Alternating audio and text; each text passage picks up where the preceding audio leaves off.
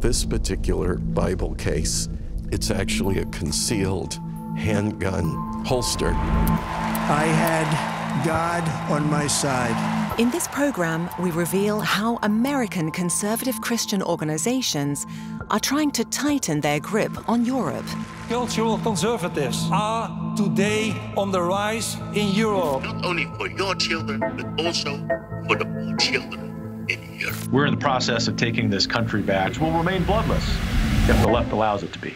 That sounds quite anti-democratic. Yeah, I can't comment on that. Zembla follows the flow of American funds to Europe and investigates an ultra-conservative network that extends all the way to the Netherlands. Waarom wilt u nu toch geen interview geven?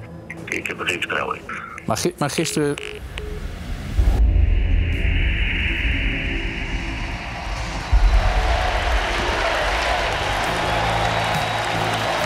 Thank you very much. Thank you very, very much. Wow. I felt something hit me on my right ear. There was blood pouring everywhere, and yet, in a certain way, I felt very safe because I had God on my side. I felt that. In the last election campaign, Donald Trump repeatedly invokes God's support. I stand before you in this arena only by the grace of Almighty God. He sees himself as the chosen one, who will transform America into the Christian nation his religious supporters envision. Christians, get out and vote just this time. You won't have to do it anymore. 4 more years, you know what? It'll be fixed, it'll be fine. You won't have to vote anymore, my beautiful Christians. I love you, Christians. 4 more years, and conservative Christians will never have to vote again. But what does Trump mean by that? And what are the potential consequences for democracy and for the rights of other citizens? These are the questions we begin our investigation with. We go to Washington. Just before Trump's inauguration, the US Capitol had been turned into a fortress with mile upon mile of fencing. The fences are, I think this is just a really difficult area to secure because it's just so wide open, and we saw that on January 6th, right?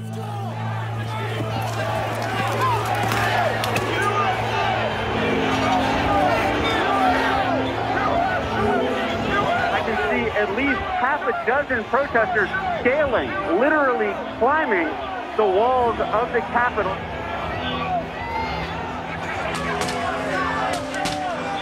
It was only afterwards, when we started to really reconstruct that day's events to understand what happened, that we really started to see all the Christian iconography. Investigative journalist Sara Posner has been writing about Christian nationalism in America for decades. It became very clear that a kind of Christian nationalism was propelling Trump's supporters to believe that there was a deep state that needed to be brought down and that they needed to engage in what they claimed was just spiritual actions to ensure that God's will was going to be done. The Constitution of the United States. So help me God. So help me God. Congratulations, Mr. President.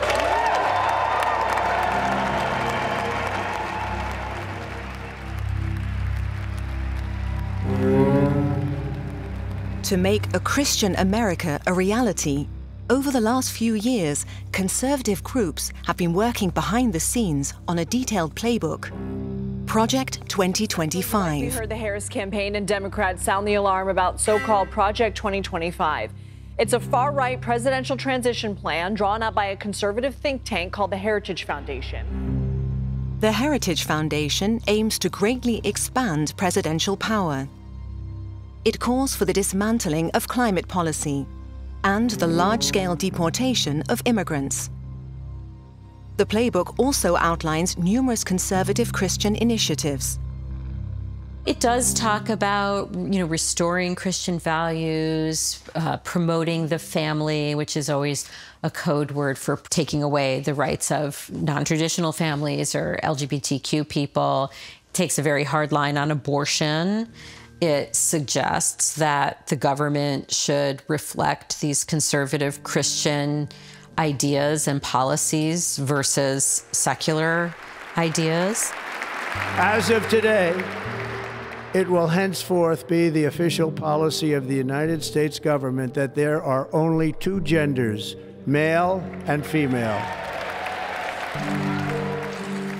After his inauguration, Trump announces an avalanche of executive orders, 2/3 of which are also included in Project 2025. Every conservative and every MAGA organization was involved in having some kind of input into Project 2025. But having conservative views, that's allowed in a democracy, right? Yes, but there always has to be a balance between your right to religious expression and other people's rights. We take a closer look at the 100+ organizations behind Project 2025. We discover that the playbook contains only a mild version of their views. Several groups on the list advocate making divorce much more difficult. Contraception must be banned, and so must abortion and homosexuality. I think there would be a place for criminal sanctions against homosexual behavior. So we should outlaw gay behavior? Yes. Okay, thank you very much, Peter Sprigg. We know your position. The leader of a Catholic organization on the list even hinted in a radio interview 11 years ago at executing political opponents. The hard left, human-hating people that run modern universities, who should all be taken out and shot. The threat of violence is also echoed in the words of the Heritage Foundation, the think tank behind Project 2025. The president of the Heritage Foundation says that it's vital to getting the country back as he gives an ominous warning to the left. Listen. In spite of all this nonsense from the left, we're in the process of taking this country back. We are in the process of the Second American Revolution, which will remain bloodless if the left allows it to be. The threat to the left that they need to submit or possibly be subjected to violence is extremely alarming about what they may do or want to do in the face of opposition during his second term. Do you take this literally, or? I have no reason not to take it literally. Just how far are these conservative organizations actually willing to go to achieve their goals? We're on our way to see an insider. Reverend Rob Schenck was an influential lobbyist for Christian legislation for decades, with contacts at the very top. So here is President George Bush. I presented him with a sculpture of the Ten Commandments, which he displayed in the White House. Another Ten Commandments here to the Speaker of the House. The Ten Commandments embody the deepest beliefs of the religious right. We use them as the platform against abortion, against homosexuality, against divorce. Here we are, praying together again for an end to the Holocaust of abortion and its hideous extensions. As more and more Christian leaders rallied behind Trump 10 years ago, Schenck made a surprising decision, one that radically changes his life. He breaks away from his conservative fellow believers. He was a notorious figure, and that was when I made my decision. I must exit. I must leave. I was seduced into believing that we had to gain control over the levers of power. And when I saw what we were doing was harming people, I really found myself going back to that original message of Jesus, what I call gospel of love, instead of a gospel of contempt, a message of hatred and exclusion. I carry a lot of guilt, remorse, embarrassment. So I'll do what good I can with the remaining years I have to do them, and that's all I can do. Tell me how this looks, the jacket.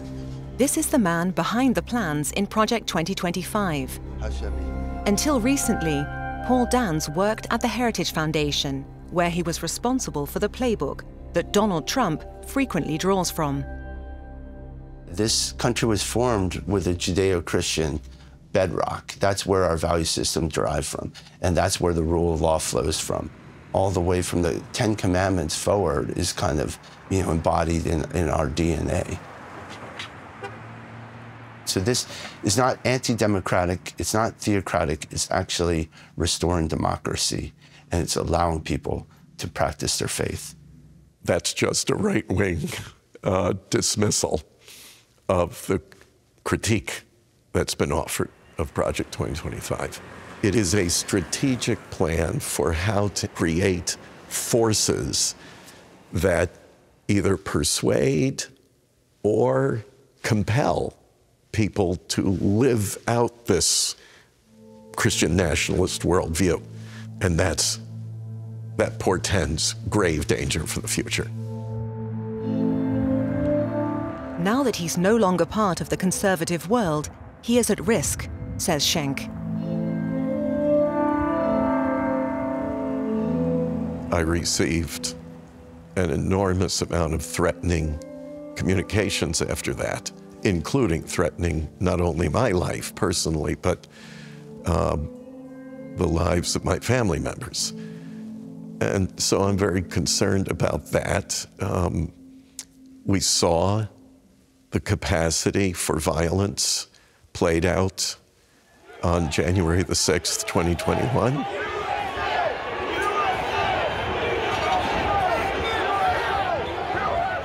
I would come to realize much too late that I had done my part to unleash it. The blood of Jesus! This is one of the most popular products now in the evangelical Christian market in the United States.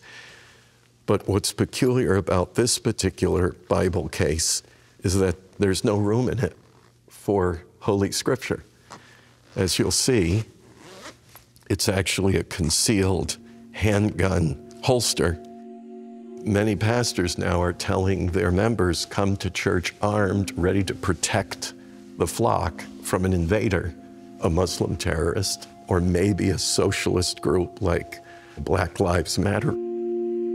We also asked Paul Dans about the statement made previously by the president of the Heritage Foundation. Revolution, which will remain bloodless if the left allows it to be. That sounds quite anti-democratic. Yeah, I can't comment on that. It's outside the scope of this interview. Would you agree? It's outside the scope of this interview. But to say that the right is violent or whatever, or seeking that, is a great mischaracterization. It's a false narrative. So this is familiar territory for you? Very familiar. This was a bit like a second home for me. Rob Schenk takes us to the Supreme Court, the highest judicial body in the United States, a place where he was often found lobbying in order to influence justices, he tells us. And what did you do? Sometimes introduce what we called our secret missionaries. They were the couples that used their wealth and influence to befriend the justices and to embolden them to make these strong opinions. We had to keep it secret for a reason, because it was considered improper, and it was. You know, our people took them to high-priced restaurants, they bought them expensive bottles of wine and entertained them and lavished them with praise, and who doesn't enjoy that? And they accepted that? And they accepted it warmly. What would you tell critics who claim that Project 2025 is an assault on the guardrails of democracy, like the rule of law, the protection of minorities? I'd say they have it actually upside down. It's completely the reverse. The people actually behind Project 2025 want liberty. They want individual rights. They don't want to have their kids indoctrinated in the public school. But some of these organizations you're talking about right now, they want to change American laws, they want to ban abortion, they want to allow divorce only in exceptional cases. They want to criminalize homosexuality. I don't believe that's true. I think these are also kind of false narratives. I don't know of anyone advocating to do that. That's just false. Well, it's just public information that they do. I'm unaware of it, and that's false. So that's all I can respond to. But like, ask the people who are advocating it. Don't ask me. We delve deeper into the list of organizations behind Project 2025. We come across the Alliance Defending Freedom, one of the most powerful conservative groups in the United States. Every generation has a battle to fight. We're living in a culture that has rejected the very foundations upon which our liberty was built. This is the battle of our generation. You'll find us on the front lines. This is why Alliance Defending Freedom exists. ADF does gin up a lot of fear. The most effective tool for mobilizing people is fear and anger. It's also the most effective for raising the most amount of money. They have an army of in-house lawyers who work for the organization. Then they have a stable of what they call allied attorneys across the country who litigate cases for them pro bono. And then they have a training mechanism to train Christian law students to litigate cases from what they would call a biblical worldview. Where does the money from ADF go? Ik heb hier ADF 2022. We examine the organization's tax records. They're in the public domain. Interestingly, ADF transfers millions of dollars to other parts of the world. Every year, about $5.5 million goes to Europe. The documents do not reveal exactly what the money is spent on. There was always a national vision and an international vision. There is still this idea of a transcendent universalism. This is best for all of humanity, not just for some, but for all of humanity. What are the millions from the Alliance Defending Freedom used for in Europe? We make several attempts to contact ADF using a variety of methods. Your call has been forwarded to voicemail. Please record your message. Meanwhile, we dig deeper into US tax records and analyze hundreds of forms from conservative organizations. They show that many more of these groups transfer money to Europe. Ja, dus die geldstroom wordt elk jaar groter? Elk jaar groter, ja. En waar kom je in totaal op dan? Totaal bijna $58 miljoen. Wat wij van deze organisaties kunnen optellen van de laatste 7 jaar. De rol van Amerikaanse organisaties in Europa is sterk. Er wordt geholpen financieel, er wordt geholpen juridisch om rechtszaken aan te spannen tegen journalisten, tegen LGBTQ-organisaties en dergelijke. En steun van zulke organisaties betekent meer geld, meer aanzien en daarmee meer macht. Die lijn richting de Heritage Foundation is natuurlijk ook heel sterk. Ja, het is heel duidelijk hoe de verbinding loopt. We're at the research agency Justice for Prosperity. Director Sara Posner worked for the Dutch intelligence services for years. Now he and his team investigate organizations that undermine the rights of vulnerable groups. Alles wat ik daar heb geleerd, brengen wij hier ten goede aan de mensen die worden verdrukt. Wij zeggen met een groot woord, wij vechten voor een gezonde democratie. Maar deze tussen de extremisten en de ultraconservatieve, vaak religieuze clubs, dat zie ik toch echt wel meer als intrinsiek. Je mag gewoon conservatieve standpunten hebben. Dat is toch niet verboden? Iedereen mag bepaalde standpunten hebben. En daar zijn wij alleen maar voorstander van. Wat wij niet willen is dat onze democratie om zeep wordt geholpen. Uiteindelijk zijn het niet alleen maar de vrouwen en de LGBTI-gemeenschap en de asielzoekers die daar ellende van ondervinden. Het is keer op keer bewezen dat dat een opstapje is naar de verdrukking en het terugdraaien van de rechten die wij allemaal hebben. We see in Poland what the influence of conservative Christian groups can lead to. Until recently, the radical right was in power there. Nie ma zatem ważniejszej sprawy niż obrona przed tym diabelskim planem. Behind the scenes of Polish politics, a Catholic organization plays a crucial role in the introduction of conservative legislation, Ordo Iuris. Prawo, kultura, naród, wszystkie wyrastają z chrześcijańskiego dziedzictwa. Wszystkie najpiękniej rozkwitają w cieniu krzyża.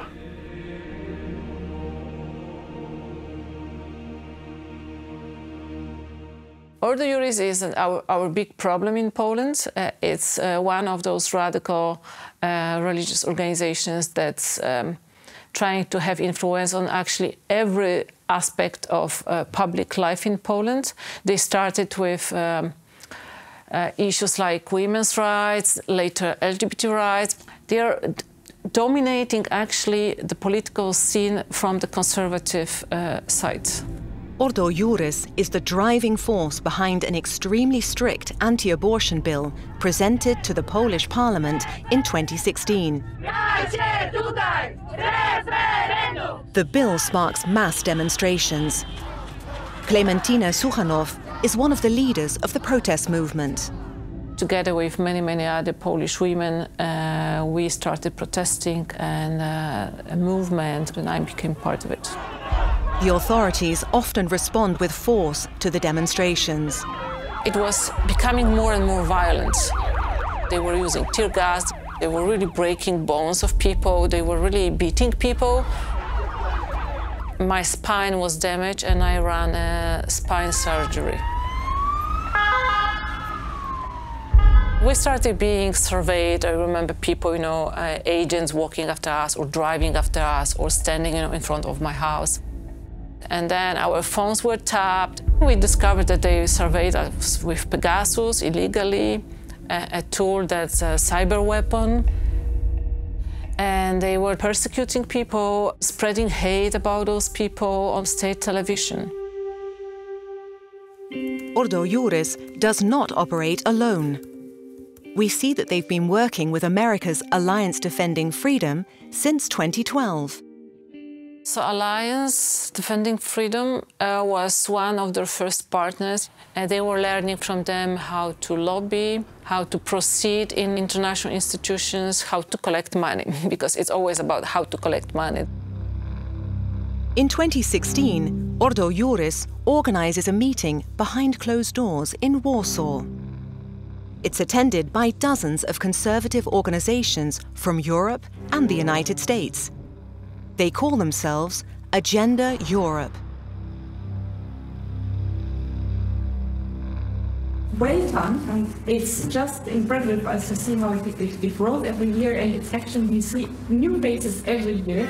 We ask you to keep those strictly confidential. This covertly recorded footage of the meeting has been leaked.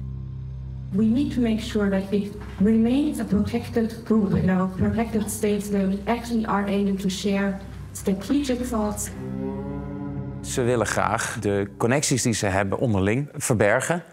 Soms omdat het connecties zijn die ongemakkelijk zijn, omdat bepaalde mensen te ver zijn gegaan in het uiten van extremistisch gedachtegoed. The network's membership list has also been leaked. We discover this Dutchman on the list.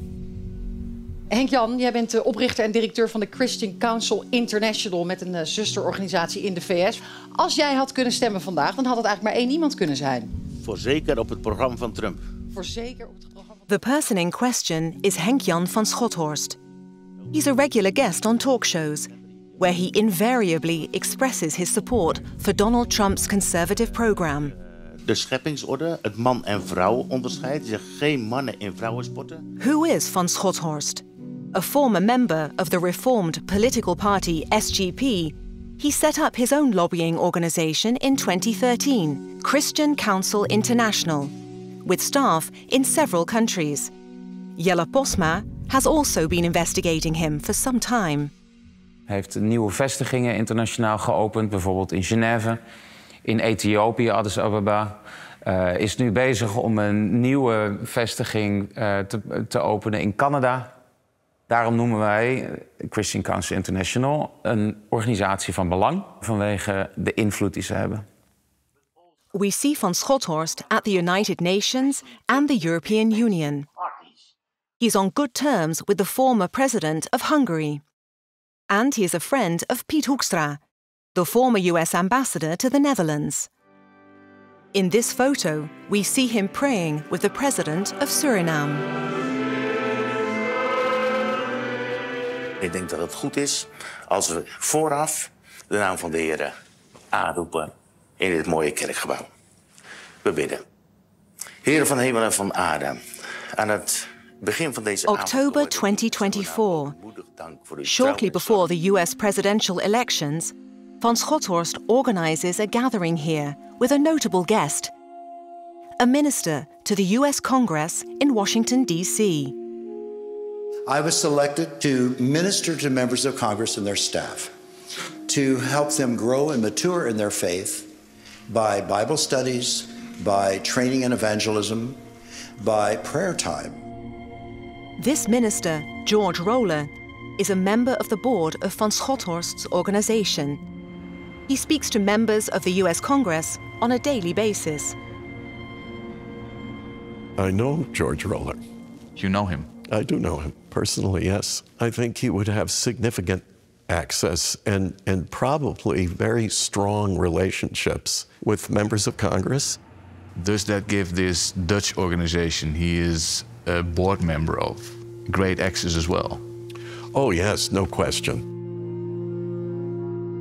Het is belangrijk voor Henk-Jan van Schothorst om die contacten met Capitol Hill en andere contacten in Washington goed te onderhouden en verder uit te breiden. Nu Trump in het Witte Huis zit, wordt het steeds makkelijker om de ultraconservatieve christelijke agenda over de hele wereld te verspreiden. We ask Van Schothorst if he would be willing to be interviewed. Ik wil dat best wel doen. Onze voorkeur heeft ergens volgende week. Ja, dat kan. Meanwhile, we follow ADF's money trail from America. One of the places it leads to is their office in Brussels. Publicly available information from the European Union shows that ADF spends hundreds of thousands of euros here every year on lawsuits and lobbying activities. Dank u wel, voorzitter. Beste collega's. Ondertussen blijven de zorgen groot. Daarom ook vrees. We are in the European Parliament, a key area of activity for lobbyists. ADF mainly has ties here with conservative members of parliament, such as the SGP's Bert-Jan Ruijsen. U laat er miljoenen onderdrukte gelovigen mee in de kou staan. But SGP member Ruijsen declines to talk to us about his contacts with lobbyists. Lobbyisten die hebben een pas waarmee ze toegang hebben tot het hele gebouw. Dus ze kunnen naar de kamers van mensen, ze kunnen naar de zalen ook waar vergaderingen zijn en daar op de tribune ook aanwezig zijn. En hoeveel conservatief-christelijke lobbyisten lopen er rond in Brussel? Er zijn veel organisaties, tientallen organisaties. En sommige daarvan hebben meerdere mensen die hier rondlopen om wetgeving en beleid te beïnvloeden. Some lobbying takes place very openly. Euro MPs are approached when a vote on a controversial issue is coming up. Even left-wing Euro MP Marit Mai, hardly an ally of the conservative organizations, receives the emails. Ja, dit is een mail die we hebben gehad over vrouwenrechten, over abortus, over bijvoorbeeld seksueel of onderwijs, sex education.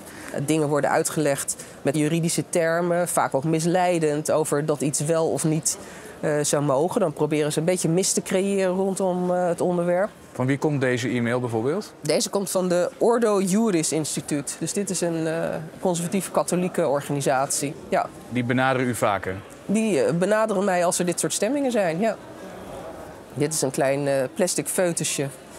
Wat ook rondom stemmingen over abortus in de mailboxjes wordt gedaan. En wat proberen ze met dat soort foetuspoppetjes te bereiken? Ik denk dat de bedoeling is om te laten zien dat je een mens doodmaakt. En dit wordt betaald door... Weet u dat? Nee, dat weet ik niet. Dus het is ook niet altijd duidelijk welke organisatie er precies achter zit om het parlement te beïnvloeden met dit soort acties. Back to the conservative network Agenda Europe. In the covert footage, we see the American Sharon Slater, a known anti-LGBTQ activist. She primarily targets Africa. And we bring in the UN diplomats that represent countries that believe in protecting marriage, family, and life. Most of them are from African countries and Rwanda countries. We see Henk-Jan van Schothorst doing the same. He regularly posts on social media about his trips to African countries. The visits all appear to revolve around a European trade agreement. Dus het gaat om makkelijker handel kunnen drijven. Iets waar deze landen direct belang bij hebben. Vergeet niet dat de Europese Unie een enorm groot handelsblok is. De Europese Unie wil wel graag dat er mensenrechten daarbij worden gerespecteerd. En dat betekent dus inderdaad ook het beschermen van kwetsbare groepen als de LGBTI-gemeenschap. The EU wants the trade agreement to include protection for the rights of women and sexual minorities. But the Christian lobbyists see this as an attack on conservative family values. Dat is iets wat Henk-Jan van Schothorst met Christian Council International probeert tegen te werken. Dus die reist de wereld over om dit vrijhandelsverdrag te saboteren en om regeringen over te halen om deze niet te tekenen of zelfs zich terug te trekken van deze verdragen als ze wel al getekend hadden. By now, we have many questions for van Schothorst. But when we're in Brussels, he informs us by email that he will not respond on camera after all. Goedemiddag, ik heb van Schothorst. Goedemiddag, meneer van Schothorst. U spreekt met Sander Rietveld van Zembla. Ja. Waarom wilt u nu toch geen interview geven?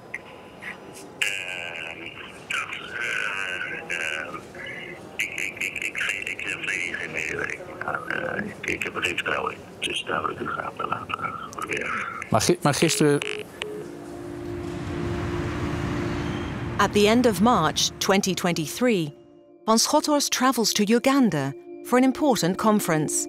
The subject, defending African conservative values against the European Union. The First Lady and her visitors discussed issues regarding the protection of the African culture. She said many people are being used in abominable things like homosexuality, but God is standing with Uganda as a country. 10 days before this, a draconian law was passed by the Ugandan parliament. It states that homosexuality is punishable by life imprisonment or even by death.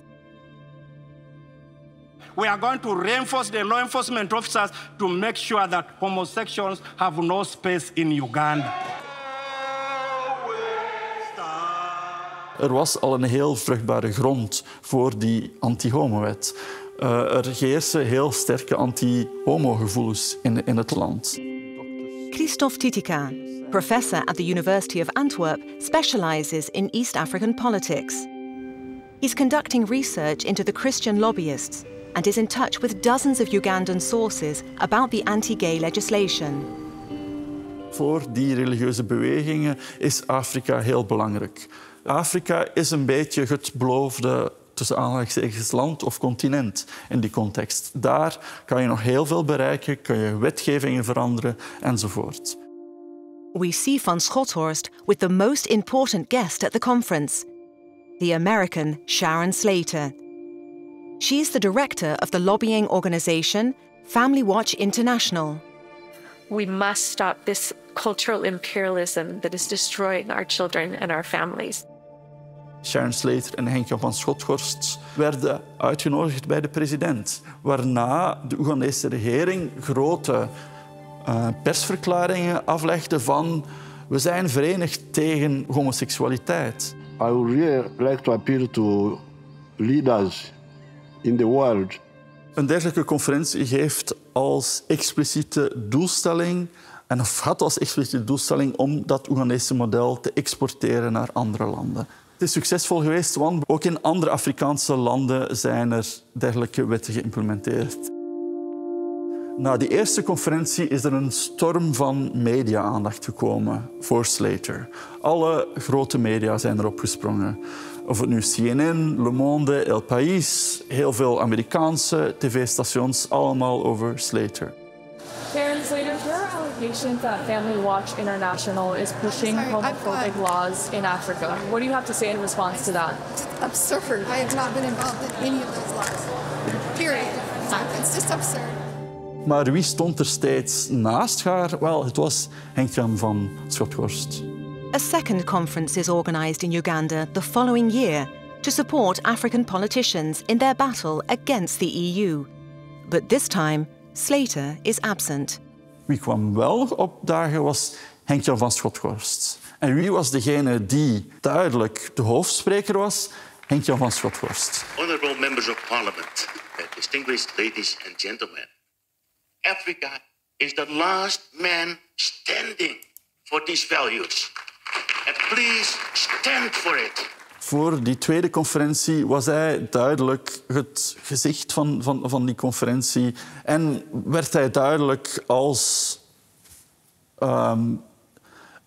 een belangrijk persoon, zo niet de belangrijkste persoon gezien. Not only for your children, but also for the poor children in Europe. Thank you for staying strong. Thank you. Het gaat mensen als Van Schothorst in C niet over rechten van Afrikaanse mensen. Het draait intrinsiek alleen rond hun eigen agenda en ze zoeken gelijk welke mogelijke allianties om die agenda door te duwen. By the end of last year, 103 people have been arrested under the Anti-Homosexuality Act in Uganda. At least one of them risks being sentenced to death. And then there is the indirect impact of the law.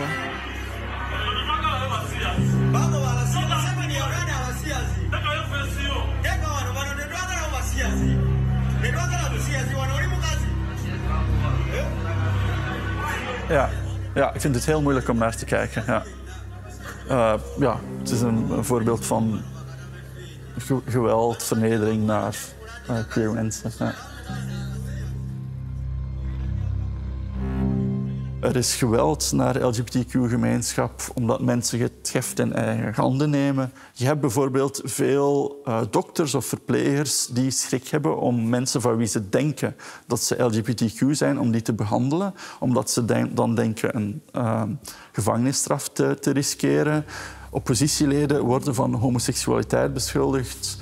Mensen worden uit hun huis gezet. De indirecte gevolgen van de wet zijn verregaand.